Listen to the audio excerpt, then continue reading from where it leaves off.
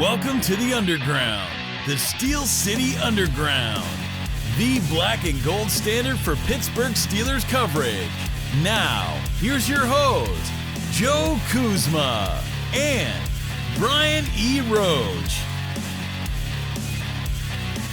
Hello, everyone, and welcome to another edition of the Steel City Underground podcast. A happy New Year's to all of you out there. My name is Joe Kuzma, and I am joined by Mr. Brian E. Roach. And Brian, how you doing, my friend, on this New Year's Eve as we preview, I suppose, what we hope to be Sunday's upcoming 1 o'clock game between the Cleveland Browns and the Pittsburgh Steelers? I'm giggling because, well, the Browns facilities right now in Berea are shut down due to COVID and all these other things, and you know, we'll get into that. But first of all, Brian, how you doing? Are you excited to jump into 2021 and get away from 2020? To me, it's the same. What difference does it make? It's just a number. The same crap is still going to be going on. Yeah, exactly. I know. We're trying to put it, trying to put it in a rear view. Somebody actually had a meme that said it's 2021, W-O-N, as in victory. It's just like, oh no, don't do that. The nice thing, the thing I found the most amusing was, and I know we're going to get yelled at for having banter again, but wait, no, we need a record amount. 7 minutes, I don't think was our record. So yeah, that wasn't our record. You're right. No, we could go longer. This is now the only time where you can legitimately say hindsight is 2020. I like it. And well, I guess not today, but tomorrow we can say that. Hey, Brian, my kid had a good one too. What kind of underwear do clouds wear? Thunderwear. Oh, thunderwear. Okay, ladies and gentlemen, and Big Ben is sitting, and we'll be here all week. Mason Rudolph is starting, and you enjoy your new year. And okay, yeah. We got some football things to talk about here. I had to throw that out there because if you ever ask, I can't say. Of course, they're around, positioned all over the house, spying on me. The Amazon devices that rhyme with Alexa, and if you ask it to tell you a joke, you'll get much of the Thunderwear variety as well as the 2020 hindsight vision. So, the future is so bright, you got to wear shades. You may as well throw the filter up here for those who are watching on YouTube. Thank you for joining us. Thank you for supporting us, everyone that's out there. We read your comments, and I see more than I'd care to see on the internets. Where do I start? Do I start with the Mason Rudolph revenge game here? I had to throw on the jersey. Trying to figure out if I'm going to end up in Cleveland, Brian, on Sunday, because do I wear this or do I wear Joe Hayden? Nobody probably says anything to me if I wear a Joe Hayden jersey, because they liked Joe Hayden there. They don't like that he's a Steeler now, but they liked him when he was a Cleveland Brown, and there's maybe some respect from people who actually have more than a hat rack up here, up there on the Mistake on the Lake. But anyways, if I wear this, I might have people swinging helmets at me. I don't know what's going to happen, so we'll figure it out. I may just be sitting couch surfing watching the game as well, so I'll figure that out in the days to come, and maybe the last opportunity to see my favorite football team as well. We really don't know if there's going to be fans next week when the Steelers host a wild card game, and it will be a wild card game. There's going to be 3 wild card games now, as there's 7 teams in the playoffs, and that's where I kind of want to start. Is Mike Tomlin shot out of a cannon here with this press conference and said that Ben Roethlisberger was the only guy he was going to rule out. It was the only one he was committing to saying that on Tuesday. And immediately some people come out from under a rock. There's a bunch of venom and hate and diatribe and everything else about Mason Rudolph. And I know he's not your favorite quarterback, but I have a few things out here. First of all, let's go all the way deep down off of the bench. Paxton Lynch.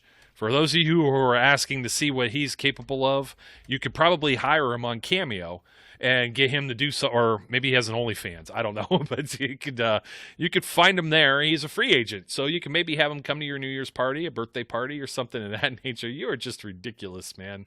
I'm being Zaccadonia. This is my Zaccadonia profile photo. I think that Brian tries to do all of these crazy special effects on the screen in order to throw me off, but People are like, Nice. why don't they get Paxton Lynch or Duck Hodges? Well, Duck Hodges is on the practice squad, so at least he's rostered on an NFL team, technically. But he's not the guy getting the reps. The guy getting the reps this week is Mason Rudolph. Josh Dobbs will probably get his helmet for the first time this season. He's been inactive the rest of the time. People are like, why isn't Josh Dobbs the backup? Maybe you've forgotten, but he wasn't on this team last year. Well, he was for like a minute. He lost his job. He lost his job in training camp. He held the ball too long. Preseason statistics were just abysmal from Josh Dobbs. And if you happen to have forgotten too, there was that ye old game that kind of set everything askew in 2018, and the Steelers they ended up out of the playoffs. That was up in Oakland with the X-ray machine that wasn't functioning. They had Tomlin did not put Big Ben back in at halftime. At that time, Rudolph was a rookie. They decided they were sitting him as the third stringer for the entire season. He didn't really have any opportunity to compete. In fact, it was Josh Dobbs versus Landry Jones to see who would maybe get a roster spot, right? Right. And Landry, they didn't even play him in the preseason. Dobbs had done so well, but he had done well against guys that aren't even in the NFL right now. Guys that didn't even make XFL rosters. So let's put that into a little bit of perspective here that, yes, I was very impressed with his leadership and being able to have, what was it, like 6 scoring drives, I think 4 of them touchdown drives, but he went 6 of 12. Hold on, I don't think that was all the same game. He did get into like the Carolina game. I think he threw one pass. He threw one pass in Baltimore. I guess he called an audible. Everybody immediately called him a genius. But against Oakland, he was 4 of 9, 44.44% completion percentage for a 12 quarterback rating with an interception. And he should have had another one that was thrown. I understand. I always defend the backup quarterbacks coming into a situation or cold, I should say, not hot. A hot situation when you're cold. They come off the bench. They're not taking the reps. They're not doing anything like that. And that was much of what I said about Mason last year. But this is the reason why they had enough on Dobbs, at least where he looked okay that preseason. The following preseason, he loses his job to Mason Rudolph because he just wasn't very. He wasn't good. There wasn't anything else to say. That's the word to use. He wasn't very good. And against JV competition, no less, Brian. Yep. So I'm trying to find. I had the statistics here. I had it in the article that I just wrote the other day, and I'll pull it up here in a second. It wasn't pretty when it came to preseason stats, and it's against the JV type competition, but they were able to trade him for a draft pick to Jacksonville, who was very quarterback poor and desperate. Nick Foles had gotten hurt early last year. That's the guy they signed to maybe be their guy, and he didn't last there after 1 year, and nor did Josh Dobbs. He went into their training camp this year. Whatever you had, you didn't have a preseason, and they felt better with Jake Luton, that we saw when the Steelers played the Jaguars. They felt better with him. Obviously, he got an opportunity because Gardner Minshew got hurt. They felt better with him, and Dobbs did not keep a job there. But the Steelers brought him back. He knows the system. Still an athletic guy, but holding on to the ball too long, maybe using his feet too much and things of that nature. And he's not the guy that they invested the third-round pick moving up a little bit for, that they had the first-round grade of from that quarterback class a couple years ago that featured Sam Darnold and Baker Mayfield and Lamar Jackson and Josh Allen, and then the other guy that I don't know that's in the NFL anymore, that's Josh Rosen. So you have things like that. I'm just sick of hearing the quarterback stuff when it comes to this. Mason is the clear-cut number 2. He wears number 2, and that's why he is the guy that's coming in with Ben sitting out, rightfully so. How do you feel? I know don't have a problem with Mason being the guy coming in, Brian, but the smart money is on having Ben not play this game. Let him sit. Absolutely. No, don't. I don't even want Ben in Cleveland.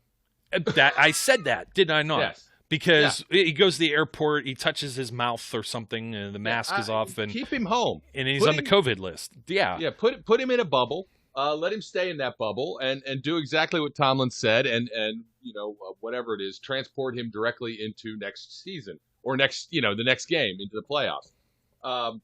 This should be Rudolph and Dobbs, and that's it. End of story. If they win, great. If they don't, who cares at this point? I'll enjoy laughing heartily if Mason Rudolph stops the Browns from being in the playoffs. I will laugh. I will laugh loudly. I will call people I know who are Browns fans and mock them to their face over the phone on purpose because that's ridiculous. No, I don't think Mason Rudolph is a great quarterback. But I think this is what he's here for.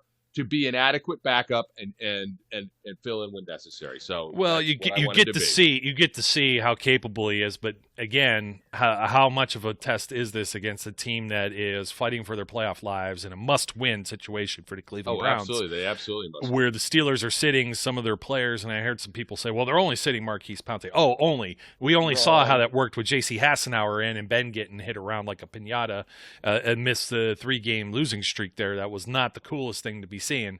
Was Pouncey on the COVID list there? I got the preseason stats, Brian, since there wasn't one this previous season. You had Mason Rudolph was 28 of 43, 65.1 completion percentage, 368 yards, 4 TDs to 1 interception. He only took 2 sacks for 10 yards, a 113.3 QB rating versus the 57.6 that was Josh Dobbs, completing 10% fewer of his passes. He attempted 10 fewer as well for only 280 yards, no scores, 2 picks, took 3 sacks for 27 yards, and that was right on par with Devlin Hodges, who took 3 sacks as well during that preseason, lost 29 yards. Devlin Hodges completed 2% fewer passes on 5 more attempts, but he was 2-to-1 touchdown to interception ratio, and that's the reason why he was able to stick around and get a job. Somebody had mentioned or pointed out, well, maybe the opportunity wasn't quite there. I'd pulled these numbers before. Dobbs had 80 offensive plays that preseason to Rudolph's 76 and Hodges 74. So they were almost all the way across the board. All things being equal, they had the same type of opportunities. Dobbs started one game, Rudolph started another game, and then Dobbs yet started the next, not the dress rehearsal. The dress rehearsal, he got in with the eventual grocery baggers or whatever you want to call them. I hate saying that about everybody, but it is what it is. The business of the NFL, there's only room for so many guys. So he was the guy that was the third string in that game, but then he got the first string on the week 4, which I don't know what that really means either, because then everybody's sitting when they usually play the Panthers down in Carolina or elsewhere and everything like that. So anyways, they gotten to see Dobbs a couple of times in very short regular season stints. They got to see Mason all of last year, and this kind of turns around to something that I wanted to bring up where some folks were talking about Ben calling plays still on the sideline in Cleveland Sunday, and that's where I came up with I don't even want him there. No, just leave these guys at home. Leave TJ at home. Leave Cam Hayward at home. Pouncey. Those are the 4, right? Is there one more that's sitting? I think that's it. That's it. That's all that's been announced. They only have so many inactive spots. They may have a few guys that are actually hurt that need to take up some of that space. I would assume that James Conner and or Juju Smith-Schuster are on a pitch count as well. So it's going to look a lot similar to the bad game that I bring up with Mason Rudolph, that Thursday night football game, short week, set up for failure, go to on the road against Cleveland. They lose Conner in that game. Conner, not even half game. Deontay played 51% of the snaps, if I recall correctly. Conner had played maybe about a quarter, Juju a little bit more than that. All those guys were taken off the field at one point or another. Mason Rudolph throws 4 picks, 2 of them intended for Tevin Jones, or Teven Jones, if you happen to remember that name. If you don't, then there's a reason why. I know you would, but maybe some of our listeners are like, who the heck is that? Well, that's why he didn't last much longer after that. Ye old Butterfingers. I can't remember if I know Dante Moncrief was responsible for something along the lines there, but if you go back and you look at Mason's numbers from the 2019 season, especially before he got clocked, I mean, he had a 5-3 record, but he wasn't the one responsible for the 3-game skid that saw them miss the playoffs at the end of the season. That was solely on Duck Hodges. He came in during the Jets game and then got his collarbone broken because B.J. Finney happened. So you're talking about another backup center in that situation, not making a key or critical block. He was 14 to 20 in that game, 70% of his passes completed for 129 yards and a touchdown. He took 1 sack for 9 yards. It seems to be the big thing. He'll move up in the pocket and they don't lose as many yards. It seems to be the common theme when I look at how many yards he's lost on sacks, as opposed to guys who try and run and make something of it, and then there's a bigger loss and and a bigger hole to climb out of. But he completed the 1 touchdown pass. I think it was it Deontay or James Washington, one or the other. He may have those guys similar cast on the field. He obviously should have some sort of rapport having played in college with James Washington. But you take out the 4 interception Cleveland debacle where nothing was working great, and Cleveland still only won 21-7 in that game. He threw 13 touchdowns to 9 interceptions. You take the 4 out, that's 13-5 in any other game because obviously, he did throw a touchdown in Cleveland, so it's 12-5. It's a pretty good ratio, even though the offense, for the most part, was sputtering after he took the big Earl Thomas hit. Looked like he was a little skittish coming back against the Miami Dolphins a few weeks later, and we also saw Duck Hodges struggle. And then everybody a week ago wanted Ben to retire. And now they're mad that Mason's going to play, but they want Hodges, but they forgot how poorly Hodges was playing at the end of the year. The interceptions he threw in that Bills game on Sunday night that cost them. And all of this, I'm putting it into a big pot of stew, and I'm asking the question here, is it the quarterbacks? Maybe in Hodges' case, we're talking about an FCS guy. I love my FCS football guys. He's from Samford, air raid offense. I gave him a lot of props. Very gutsy. Probably did better than a lot of guys would do in his situation, even having been from bigger colleges.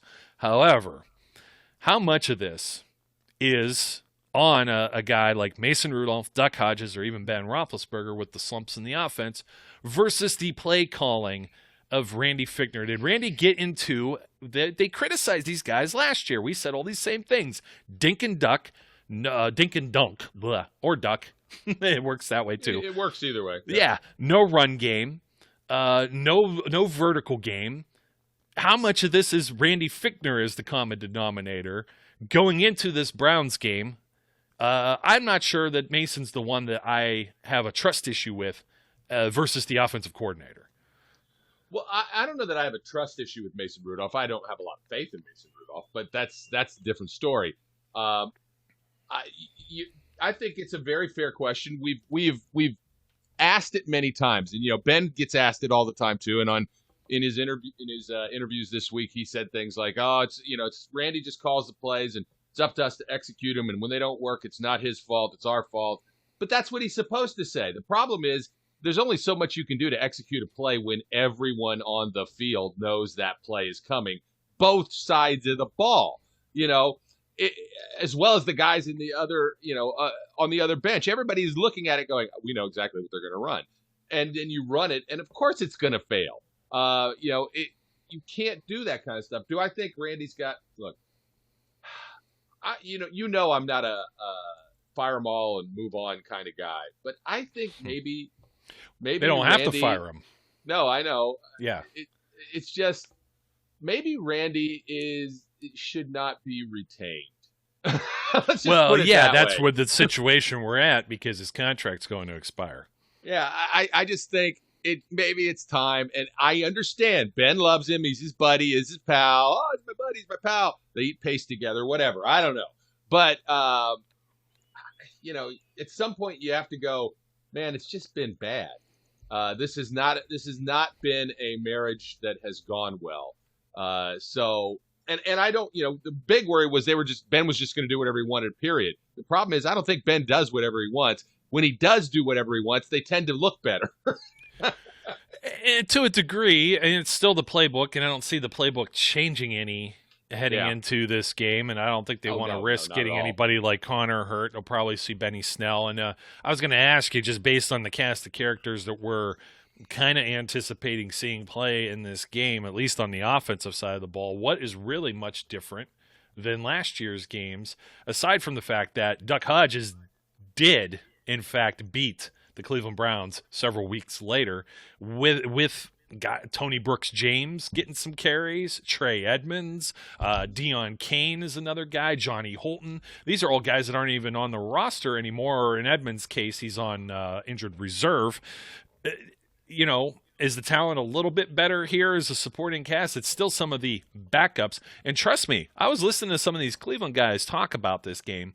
They don't think this is a shoo-in either. And I know they haven't lost. They're getting all these big names back. Wyatt Teller, their center. All these guys are supposed to be practicing on Thursday here. But as we know, the facility closed where they practice. It's not the stadium. This is their practice facilities. They have like a headquarters and home separate, just like the Steelers do. That's away from Heinz Field. This is away from First Energy. So they're doing whatever. They're quarantining. They're cleaning things down. I think they got a Wednesday night practice in regardless, and then one guy practiced. The other guy was already a close contact situation that tested positive. I know some people are worried. Well, this is a whole other train of thought too. So let's talk about the guys that are coming back. Last week when they lost to the Jets, they were without a starting center. They were without Jedrick Wills, who is their left tackle rookie. Both of those guys were on the COVID, IR, whatever, and they weren't test positive. They were contact traces. So it wasn't like Vince Williams sitting a little longer, Marquise Pouncey sitting a little longer, and Vance McDonald. These were some of the guys that just had to sit, wait, test negative a few times. They get to return. All the wide receivers practically, Rashard Higgins, Jarvis Landry. Jarvis Landry is still a guy that pretty much, I think he cheats. He has the Spider-Man things that come off of his fingers, and he could just, anything that goes his way, he catches. We saw a catch earlier in the year where we thought they had a replay of it, and it was like, yeah, he probably caught it. I probably give him the benefit of the doubt, just like he used to give Brown. And it's just all those things aren't necessarily looking good for the Steelers, but at the same time, these guys sat out a week for better or for worse. They lost and got pushed around by the Jets. Baker Mayfield wasn't able to let it happen just on his own. The Jets shut down the run game. Chubb and Hunt should have been able to run all over those guys, and they didn't. And then they weren't able to do anything in the passing game as well. So I guess we're going to see how that all matches up. They're going to get some of these COVID guys back, but I know the concern for a lot of people is well, the Browns should have to forfeit. When have you seen the NFL do anything with a forfeit this year? They move heaven and earth and mountains, particularly if you're from Baltimore, to make sure the game is played in your favor. Now, they didn't do that with the Browns last week. They obviously didn't do that with the Denver Broncos not having any quarterbacks. Hinton, what's his name? His first name, is it Kendall? And they put he gets in the Hall of Fame just for being a player that wasn't a quarterback that had to play quarterback attempts and passes. This game's going to get played.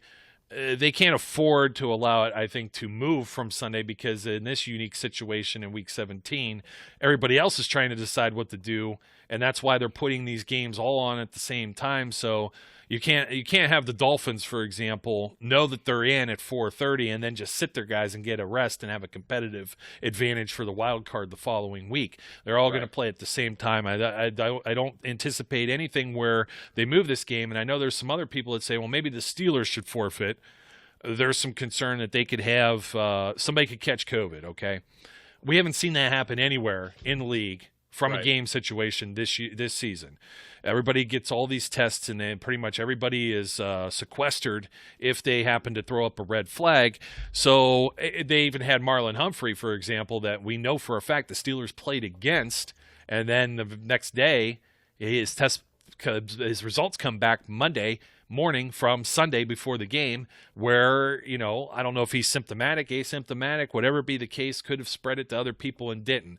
Now, I'm not saying this doesn't happen, but I think there's certain guys that you just keep completely away from this for injury or ending up on this list. Like we mentioned, all the guys that are being ruled out. Keep Ben in Pittsburgh. Keep TJ in Pittsburgh. I know TJ was in a position maybe to put up some more historic numbers, this and that. He should have Defensive Player of the Year already on lock for all the categories that he's leading in. So that's kind of my thing here, Brian. I think the game just goes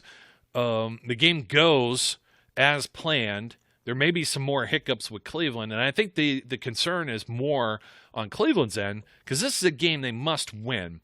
They played the Jets and lost, and that is not sitting too well because they could have. If Miami had lost to the Raiders, they get in. They beat the Jets, they get in. These things aren't falling in place. It feels like Kevin Stefanski and all these things that are going on up there are trending in the right direction. They're a 10-win football team that just lost to a 1-win football team. And now, if they lose to Steelers backups, COVID situations or not, they're going to fall. They would fall out of the postseason more than likely. There's still some other scenarios on the books where I think the Colts lose and somebody else, maybe the Titans or something else, and they could. I think the Dolphins and the Colts would both have to lose, and they could still make it in. But that's not going to sit too well if they lose to Mason Rudolph, who they beat up on, and lose to the Steelers. and lose to the Steelers backups when all of this seemed to be trending upward. It could be trending downward. And if they find themselves behind in this game, I think that's going to play into their heads a little bit. There's a lot of pressure on them to win this game, and even more so when they know that they may not be going up against the A team. Yeah, there's a ton. Look, this is, you play all year to have your I guess your destiny in your own hands. They have their destiny in their hands. They win, and I think they're in. They have to win them. Any other circumstance, and now they're depending on others. They have a very bad taste in their mouths because of how they lost the game to the Jets. Baker's crying in his coffee about how he let the team down and all that crap. I don't care. Go. Maybe he was holding the grocery bags too long, and that's why he's fumbling. I don't know. Well, can we talk about that play at the end of the Jets? They had the 4th and 1 that they went for, sure. And we always talk about quarterback draws, quarterback sneaks.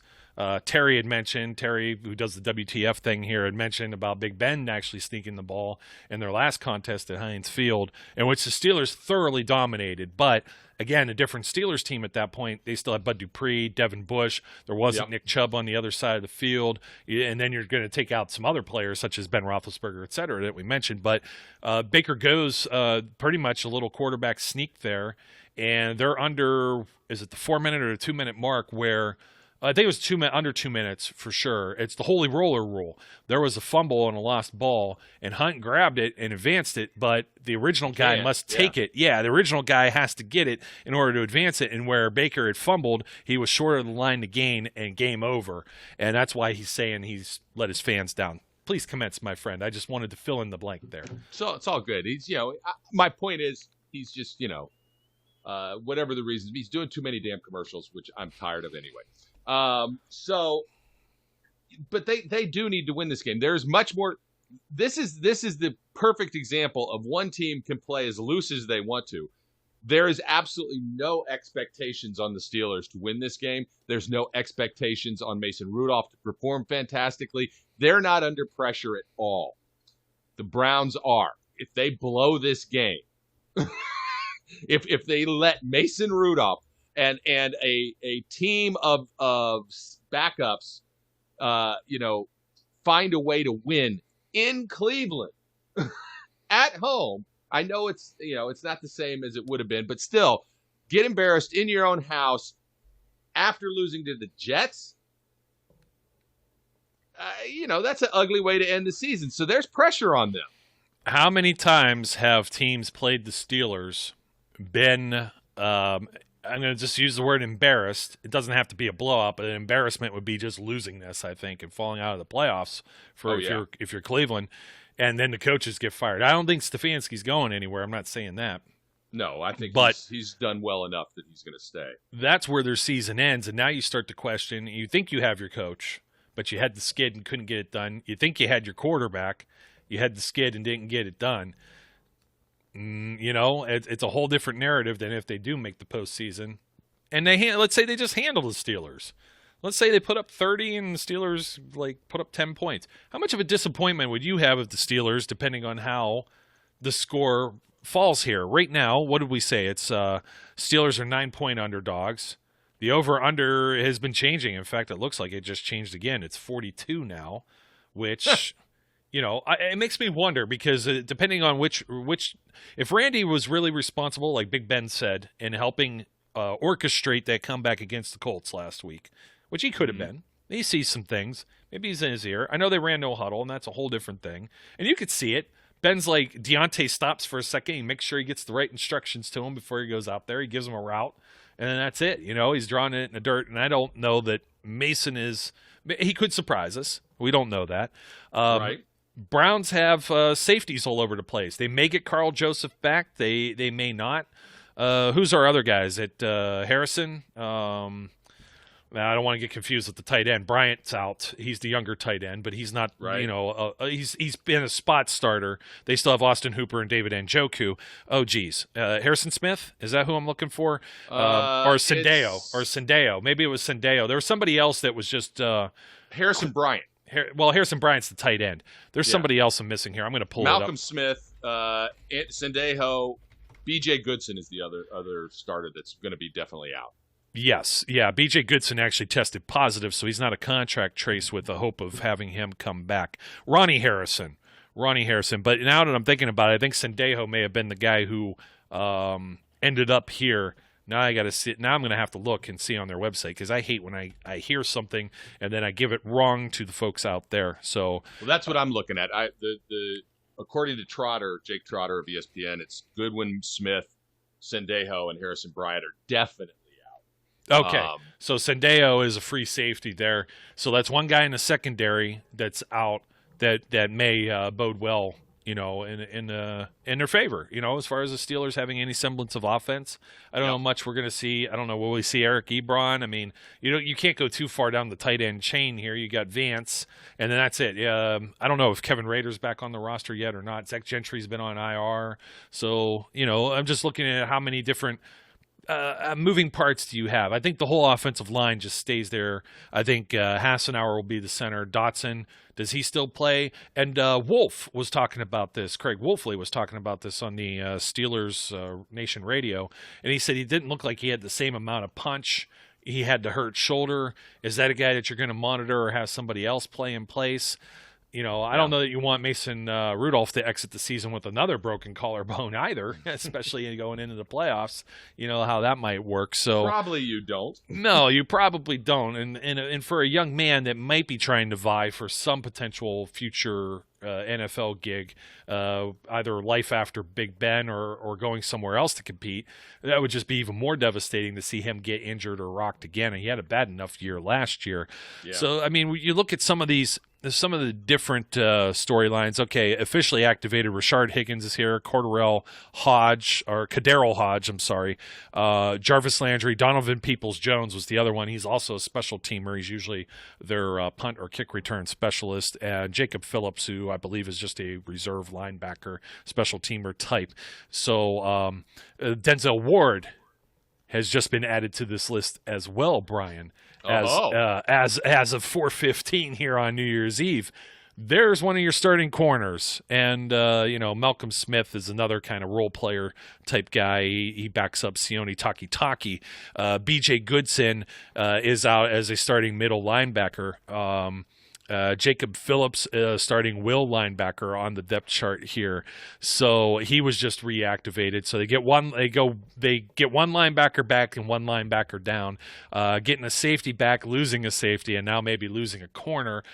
This is the kind of things that make you a little jittery if you're a Cleveland Browns fan. If you're a Steelers fan, sure. I say you could talk all the smack you want with your Browns friends, family, wherever you may be. As most people who've listened a long time here, my wife's a Browns fan. I'm from originally Northeast Ohio, right in between Cleveland and Pittsburgh. If you were to draw a diagonal line, right smack dab in the middle. So half my family and friends, it's a true house divided type situation between Steelers and Browns fans talking smack. One of my former jobs I used to work at, one of the warehouses, always used to be fun. They would have stuff up on the walls and things like that back when these games were fairly competitive.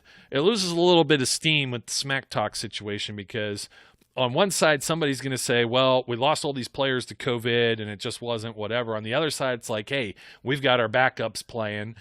You know what I mean? It loses a little bit of gusto. I say just go out there, watch it, enjoy it. Don't get any anxiety over it. The Steelers have won the division. The Steelers are playing in the playoffs. More than likely, if everything shakes out the way it already is and you see Miami, Cleveland, and Baltimore win, then I think those are the teams that are all coming into the wild card spots, and you're probably looking at a rematch against the Ravens. But there's no reason to have Ben play in this game just so you could have bragging rights. You want to be able to have them healthy and ready to go for the playoff haul. Hopefully there's no rust when they get to a wild card game, and it's going to be at home, and we still don't know if there's going to be fans there. Joe Rutter is reporting that it's that right now, as of now, unless some things change, and there's things that are supposed to expire with Governor Wolf in the state of Pennsylvania in that regard, right here on Sunday, right when the game's going to be played, and we'll see if anything's extended. But right now, the plan is the Steelers aren't selling any tickets. That was the official word coming down from their PR department. It's only going to be friends and family in the lower bowl so far, so you got to hope. And they've only had a maximum at any point of, I think, 5,500 sold, but they didn't even have 5,500 in attendance yet this year. So it's like, do they open the upper deck? Do they let people go nuts and go crazy? There's similar talks up in Buffalo, in the state of New York, as to whether or not, the Bills are finally going to be hosting some playoff games. And there's talk there between the two dynamics of, well, the Steelers can still play for the 2 spot. Well, Ryan Fitzpatrick, who's been coming in and out for Tua Tagovailoa. I said it right.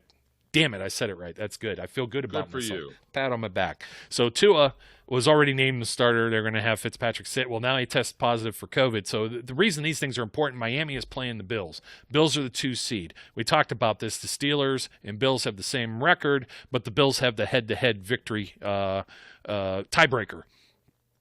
So if the Bills lose to the Dolphins and the Steelers win, the Steelers jump up to this 2 spot. What's that really do for them? Well, they end up playing maybe a worser team that could be the Browns, could be a rematch of the Browns. But I'm not anticipating any of these things shaking out. It may entitle you to another home playoff game, but who's to say the Bills win their wild card game? They could lose, the Steelers advance, then they're the top seed surviving and still host a playoff game. There's really no real risk or no real reason. There's no more 2 seed bye week. And I think some people aren't aware of that, or they've forgotten about that. The only team that's getting the bye is the Kansas City Chiefs. The top team in each conference, NFC, AFC, gets the bye.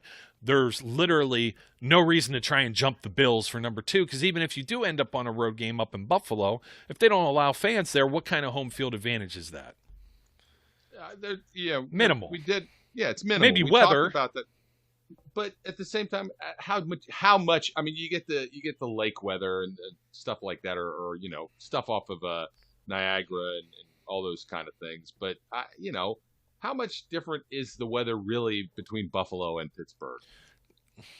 It's cold in both places. It can be. It can be very similar, and you still got the rivers there. I mean, don't get me wrong. It's colder in Buffalo. It's colder in Cleveland. Cleveland could be miserable on Sunday too, especially if it rains. Come on. Cleveland's miserable 100%. Well, that's very true. That is true. And I saw a meme. There were some people. They did the guy who's looking at the girl in the red dress, looking away from the other one. So this one in the blue dress was the 10-win Browns team. And then it said City of Cleveland or Cleveland fans, and then they were looking at the 3-0 Cavs, or were the 3-0 Cavs, and it's just looking away. It's like, well, who cares? It's the Cavs. And being a Cavs fan, they suck. Pittsburgh doesn't have basketball. I don't think I've ever told you this story. So, I'm originally from Ohio. I'm from Dayton, where you are right now. Yeah. And at one point, I got a job, and I got a job in Cleveland. Okay. So I went up to Cleveland to move there. Oh, I was there a day. No, you can't. I was there a day. I went, screw the job, screw it, and I left. That's how bad Cleveland was back then. I don't know. I'm sure it's much nicer now. There's redeemable places in Cleveland. I don't want to completely trounce them, but it's the fact of the matter is they only see sun for like 6 weeks out of the year, out of 52. I mean, it's a dark, dismal place at times, and their own people embrace that, and that's kind of the mentality. And their fans, they're dark and hey, dismal. You know what? I throw a lot of shade. I'm very biased, as anybody would have guessed. I'm black and gold through and through.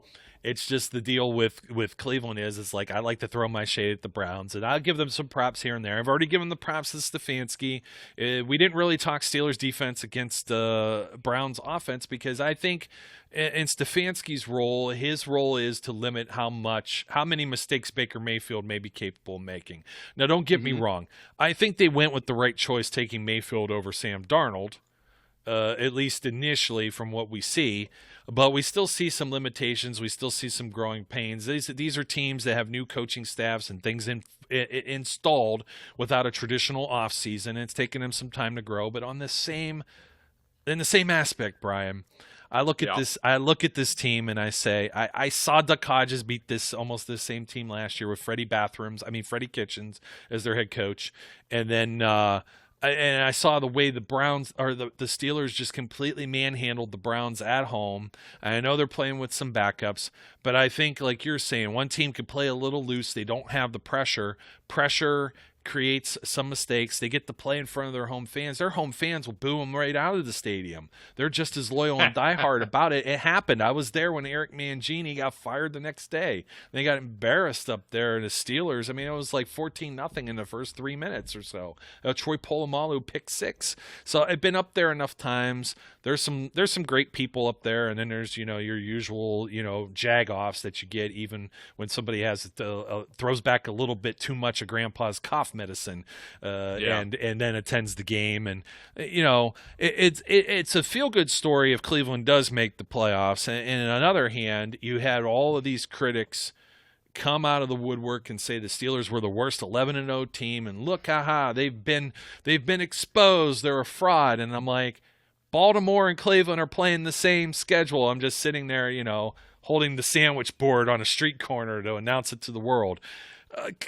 Come on, folks. I do think that it'll be a fun matchup. We'll see what happens. The Steelers' defense, I think, is still, even with the backups, they're deep. They're capable. We don't know what's happening with Spillane yet. I don't think he's on deck to be playing this week. I think they're going to hold him a little bit.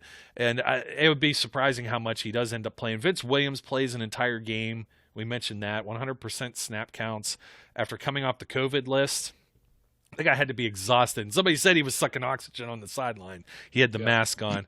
So we'll see how this happens. But I think the Steelers, this is a bad matchup for the Browns, regardless of how many people are sitting for the Steelers. In the same way we said that there's been bad matchups, the Steelers matching up against the Washington football team. It looks very much in the same type of situation where I think the Steelers are still going to be capable of stopping the run. And if they force Baker Mayfield to pass, you still got guys like Cam Sutton or Steven Nelson, that are very much so capable of not only slapping the ball down to the ground or being tight in coverage, but getting turnovers and maybe making a splash play. And we could go back years of this now where you get to Week 17 against the Browns and Landry Jones, the GOAT of all the backups, comes in and he leads an overtime walk-off touchdown deep pass to Kobe Hamilton. You had Landry handle him the one year. You had Juju Smith-Schuster return a kick for a touchdown. You had so many crazy and wild things happen in these games, and even last year, Duck Hodges getting it done too. With a bunch of a band of misfit toys as your players.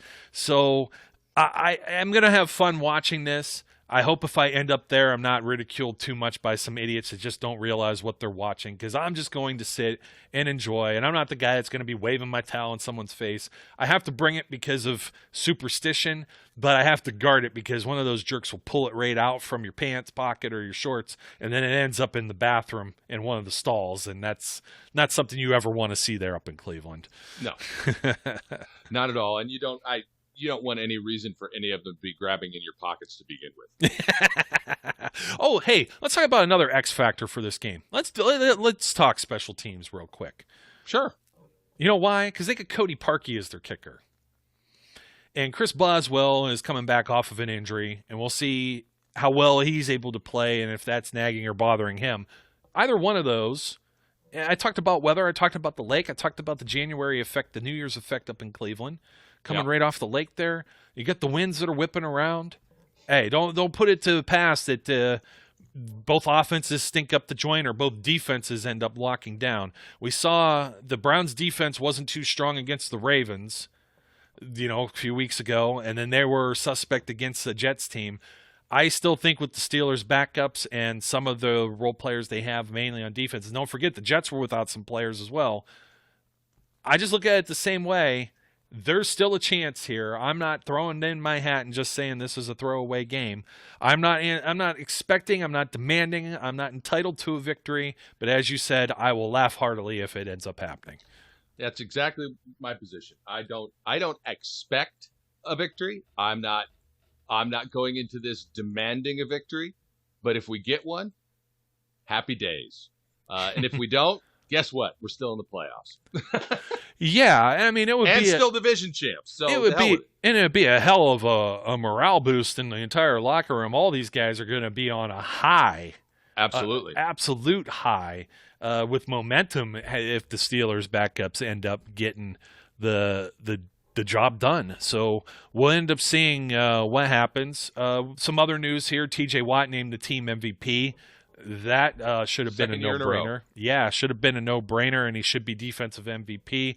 I don't think him sitting out in this game should, as I mentioned a little bit, I glossed over it earlier, should not affect his standing to be Defensive Player of the Year. Shouldn't. It absolutely shouldn't, but, he should have won it last year, so. Jerome Boger is the referee, so somehow still dodged Clete Blakeman and Tony Corrente until the playoffs. But Jerome, there's another guy that sometimes looks a little lost on the field. So love his accent when he talks into the microphone, but you just never know what you're going to get with the Zebras there. Period. Yes, end that statement right there. You never know what you're going to get with any of them. Forget it. Brian, how big is the Mason Rudolph versus Myles Garrett storyline that Mike Tomlin and Kevin Stefanski refuse to acknowledge? How big is it? It will be mentioned 100 million times on the broadcast by whoever the broadcasters are. Ian Eagle, Charles Davis, and Evan Washburn. They will mention that so often that we may have to mute the TV. Is it a storyline within the teams themselves? I don't think it is at all. I think it's a non-issue. I don't think that there's anything going on there as far as that. But we will hear about it. We will hear about it for every moment. If Garrett sacks Rudolph, that's a revenge sack. He really doesn't like him from last year. It's all going to be that way, and we just have to deal with it. I think Garrett will get to him. It'll be interesting, the exchange between them. Are we going to see Are we going to see Myles put his hand out and then help Rudolph back up off the turf after he drags him there? Or he just don't put your hand in the cookie jar again, man. Just leave it out of there and we'll be all good. Go celebrate off behind. And people are going to go nuts. And now I'm starting to question, how many times do I get to wear this, though? Really, preseason. I mean, I got it last year as kind of the gag. And I had a Hodges one that's collecting moths now. So it's like, I like to support my guys. But, I may be considering this. I don't know. I may reconsider it. Somebody will probably throw a beer at me for sure. We'll find out. Okay. We'll find out for sure. So again, the only prediction I had was I think the Steelers can pull it off. I'm not expecting it. It's what I put in an article. I didn't write one last week because I could not. It was Christmas, number one. Number two, I couldn't predict what the heck they were going to do. The team was so unpredictable at that point, and they're still unpredictable at this point. So, hey, the best I can tell you is that, Mason's going to come in there, and he's going to have 100-some QB rating and throw and toss for 3 TDs, and they're going to stomp a mud hole in the Browns ad nauseum. I don't think so. I've learned something about you over the last few days through our conversations in the back rooms at SCU. What's that? Something I didn't know about you prior to this. You, sir, are a cockeyed optimist. You are. And this is why. The only way that you can love the ending of Wonder Woman 84 is if you're a cockeyed optimist. You, sir, are a cockeyed optimist. That is why you can look at this game and say, yay, we're going to win. I'm not a cockeyed optimist. I'm not a negative guy. I don't think negative thoughts generally, but I'm not a cockeyed optimist. But I will tell you this. That's completely the opposite of people who really do know me. Sometimes they say I'm too negative and too much of a pessimist and just complain and whine too much about different things. So, glass half empty, half full, right? You show your true colors in the SCU back rooms. That's all I'm going to say. Oh, every now and then. I could be a spark plug. I could be a spark plug. Yeah, the Wonder Woman thing, it's like, come on, people, you have better things to complain about. I've seen far worse movies. I didn't think it was terrible. I just, like I said, I tend to view that without spoiling the ending for anybody who hasn't seen it. I don't have that much faith. I don't have that much faith in humanity. I think most people are. Yeah. That's definitely when you get to see that. No, that did kind of rub me the other way too. But I don't know. I think I've seen everybody come together. We're ready to say goodbye to 2020 and Happy New Year to you, Brian. Happy New Year to all of our and everybody listeners, else. Viewers, supporters, everything else, and hope you have a good new year. Hope the game doesn't disappoint you too much. Don't beat yourself up over it. Heck, if you don't even watch it, you may be better off. Who knows? You may not miss anything. So No, that's not an That's option. not us. No, that's Yeah, not that's an not option for us. But for some people, in fact, more than likely, and if you're still here, like that one guy I It's was not talking an about, option. if Yeah. you're the 5% of people still watching at this point, you're probably, there's no way in hell you're not watching the game, and you're probably going to rewatch it anyways, DVR it or watch on the Game Pass or something like that. So, Yeah. and maybe even watch some film. So, Happy New Year to everyone. Don't forget to like, comment, and subscribe. Brian, my good friend, my buddy, my pal, my chum, thank you for joining me once again. Always a pleasure. My brother from another mother. May you have an enjoyable New Year. I'm sure you've got some milkshake beers left over from your Advent calendar. No. And you know what? You were with Zach. Let me explain that for the people who may have lost. I'm a craft beer connoisseur. Yes, and I picked up some of the variants, including the original, the regular Bourbon County Stout from Goose Island. That they dropped those out on Black Friday. I was able to obtain like 4 of the 6 or 8 of them that are out there. That's what I'll be partaking in. And the milkshake stouts were from a brewery in Auburn Hills, Michigan, Rochester Mills. I'll give a little shout out here. I don't think you'll find these sets anywhere, but it was a 12-pack of pint cans, and they were all milkshake stouts, and it was the 12 stouts or the 12 milkshake stouts of Christmas.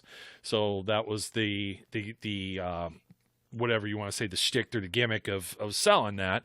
So I was like, 12 days of Christmas, we'll have each one of these. And some were very excellent. Some were not my cup of tea. Like, I'm not an English toffee guy. So there were a couple of them, but I know you're not the big beer drinker. But if anybody ever wants to...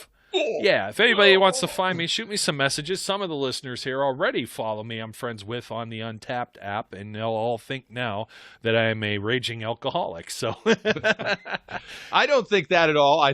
And once you inform me that sometimes your samplings are little teeny tiny samplings, I felt better about it, because there were too many of those. I've just tapped in with the Tapped app. And it was like 17 in a row. I'm like, dude, if you're kicking about that many beers in a row, you got to be unconscious, or you have the superhuman, alcohol strength. It's the unfortunate side effect of being on the app is that some of it goes on to Twitter. So the people who are following me for the Steelers thing also see, man, this guy needs help. But I'm doing sometimes they're little 5-ounces, or I'm sharing a drink, not as much obviously in recent times, but I may be with some buddies and we're sharing the drinks and taking some pours. And if there's something absolutely that I don't care for, I don't force myself to drink it just because I spent whatever on it. It goes right down the sink, man, down the drain. So I'm hopeful that, now that New Jersey, the state that I live in, I refuse to call it my home state because it's not my home state, but it's the state I live in. Now that that state has legalized the ganja, so that starting tomorrow, it's legal in this state. I'm hopeful that next Christmas there will be the 12 days of milkshake ganja or something, and then I'll do that. I'll partake. That way. Man. Alcohol is nasty. I can't. You know what? I'm the complete opposite way, man. I'm not into the wacky tobacco, so you could. I know that's they float. Hey, whatever floats your boats, friends. I'm really not into it, other than it makes my feet not hurt. Well, make you see, some people could see straight with it apparently too, but I wouldn't know any of these things. That's what I hear. But anyways, wherever you're celebrating, be safe out there. Don't forget, even in this day and age of COVID and things like that, walk. Just don't pass out somewhere. It's cold in many parts of the country. Or get an Uber if you feel safe with that, with all those things. Or if you're partying right at home, whatever you do, I'm cool with whatever you do. Just do it safely. Don't endanger anyone else, because that's what I will be doing. I will be locked indoors. I'll probably pass out, much like you, before midnight. We're just of that age now. I'll be in bed at 9:30. One last thing, because we saved the banter for the post part of this show here. So my mother-in-law and her husband, who's not technically my father-in-law because it's not the father of my wife, and then my sister-in-law, all out to eat recently, and he's talking about he's a big fireworks guy. He puts on these amazing professional type. He has like electronic things that put him off and different with synced with music and the whole 9 yards. Big fireworks guy. Gonna set off some fireworks for New Year's Eve, and my mother-in-law asks, "What time are you gonna do that?" And I bite my tongue, as a good son-in-law would. But my sister-in-law, being her daughter, says, belts it right out. Midnight, duh. What time you going to set off the fireworks? Well, 7:30 seems like a pretty good time. Now I can get to bed. I won't wake the neighbors, but they live out in like a little bit of like, not necessarily farm, but they got a large property and there's not a whole lot of people to disturb. And hearing good people test their guns and shoot off fireworks and things, and explosions, not unheard of in that little part there. So don't do the gun things, people. Don't do the gun things. Yeah, shooting guns in the air. I mean, the bullet goes somewhere. It has to come back down. Yeah, it's gravity. Just don't do it. Be a little smarter than that. And as my uncle used to say, if you got ulterior motives, this is the night to do it. So you might not get caught as much with everyone else shooting it off. But bump. I won't tell you which uncle, but we all have that guy. We all have that uncle. So my name's Joe, not my uncle Brian over there, that way. We encourage everyone out there, if you listen this far, the 1% who made it, congratulations, thank you. We already know you're subscribed and like and comment and everything else. We look forward to more of it. Look forward to laughing heartily about this game in the post game come early next week. Enjoy the new year, and by all means, be safe, be good, and we'll catch you later. We would like to thank you for listening and remind our listeners to follow us on social media and our website, www.steelcityunderground.com.